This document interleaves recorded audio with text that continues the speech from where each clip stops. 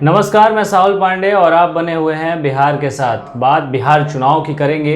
बिहार चुनाव को लेकर के पहले चरण का मतदान जो है वो हो गया है, लेकिन अब बात दूसरे चरण के चुनाव को लेकर के हो रही है। कल हमने आपको एक रिपोर्ट में बताया था कि किस तरीके से दूसरे चरण का चुनाव महागठबंधन की ओर से राजद के लिए सबसे ज़्यादा महत्वपूर्ण है, क्योंकि उनके कई बड़े चेहरे, खासतौर पे दिग्गज नेता और बाहुबली जो नेता है उनका जो है इस चरण में कहीं ना कहीं उनके भाग्य का फैसला होगा।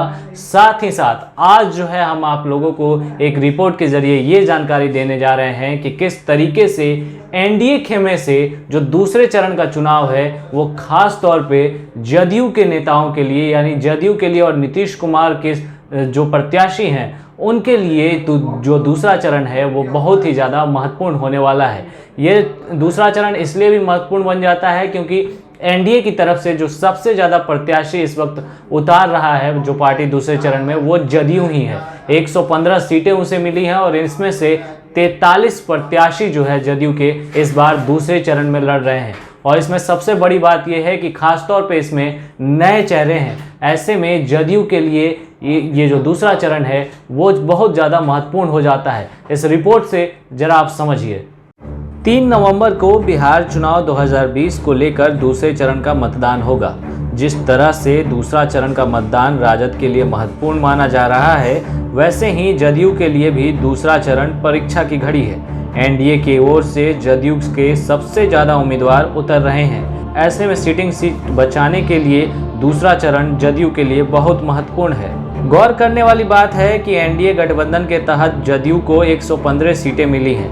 पहले चरण में जदयू के 35 प्रत्याशी मैदान में थे, वहीं दूसरे चरण में दल के सबसे अधिक 43 उम्मीदवार मैदान में होंगे। बाकी बचे 37 प्रत्याशी तीसरे चरण में उतरेंगे।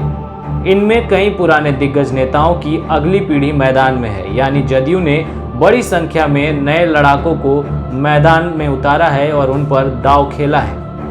2015 के चुनाव में जदयू राजद के साथ महागठबंधन में था और उसने वैसी 30 सीटों पर जीत पाई थी जिन पर दूसरे चरण के तहत 3 नवंबर को वोटिंग होनी है। जदयू के लिए इस सीटों को बचाना और शेष सीटों पर बेहतर प्रदर्शन करने की बड़ी चुनौती है।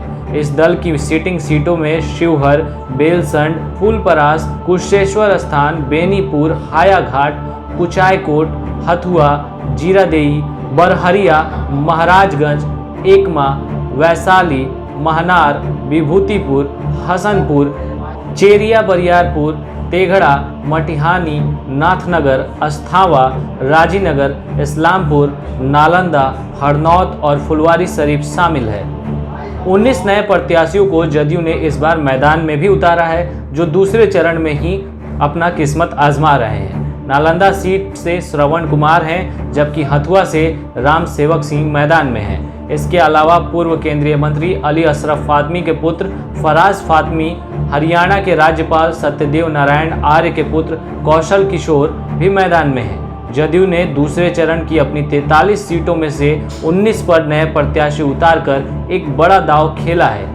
इनमें केसरिया के पूर्व सांसद कमला मिश्र, मधुकर की पुत्री शालिनी मिश्रा, रुन्नी सैदपुर से पंकज मिश्रा, फूलपरास से शीला मंडल, बेनीपुर से अजय चौधरी, मीनापुर से मनोज कुमार, कांटी से मोहम्मद जमाल, भोरे से सुनील कुमार, जीरादेई से कमला कुशवाहा, रघुनाथपुर से राजेश्वर चौहान, एकमा से धूमल सिंह की पत्नी सीता देवी, मांझी से माधवी सिंह, मठौरा से अफ्ताब राजू, वैशाली से सिद्धार्थ पटेल, राजा पाकड़ से महेंद्र राम और साहेबपुर कमाल से शांतिकांत कुमार शामिल हैं।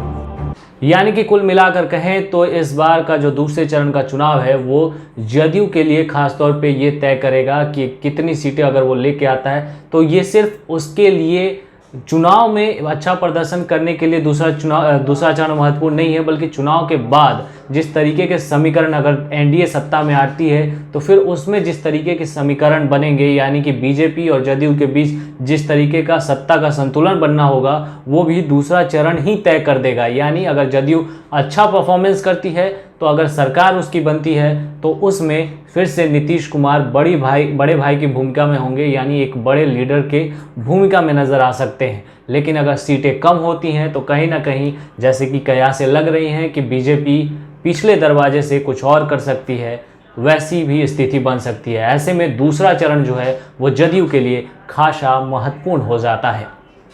फिलहाल इस रिपोर्ट में इतना ही। आप बने रहें बिहार के साथ। धन्यवाद।